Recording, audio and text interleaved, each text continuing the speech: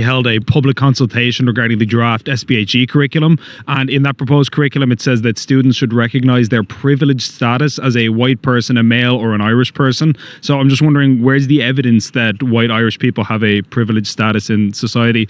Is there kind of data to back that up, that it would be proposed for the curriculum?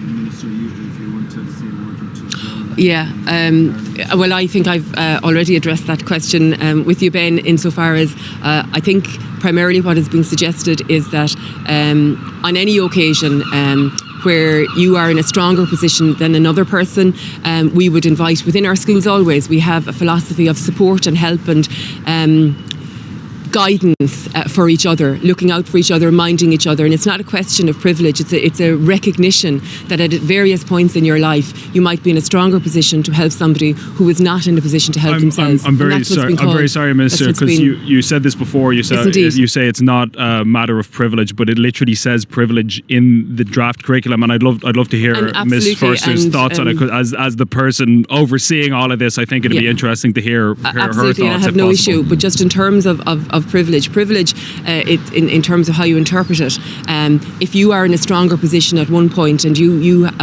then that's a privileged position for you in terms of life going particularly well for you, for a person for whatever reason is having a particular difficulty, they're less privileged at that time. The issue though with that interpretation would be that if you're saying that people have a privileged status on the basis of the fact that they are, for example, white, they're always going to be white. That's not something that's transitory, that you might be white one day and white the next day. So in your life, if you're a white person or you're an Irish person or you're a male, that is going to continue with you for the duration of your life. So this is the issue. And again, I would love to hear Ms. Forster's thoughts on this. Just conclude by saying the understanding is that where you have strength in your life at any given time and somebody else does not, then we encourage in our schools that you are supportive and helpful of others at any given time. That's a spirit of community, that's a spirit of solidarity, that's a spirit of helpfulness, if you like. So we like to think in our communities, and indeed I'd like to think in wider society, and there is a very strong experience of that in Irish society, this desire to help and be supportive of others who might need it at any given time in their lives.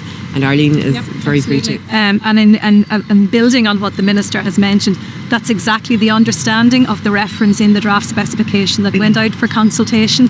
And I would emphasise the fact that it was a draft for consultation. We received a huge amount of feedback on all aspects of the draft.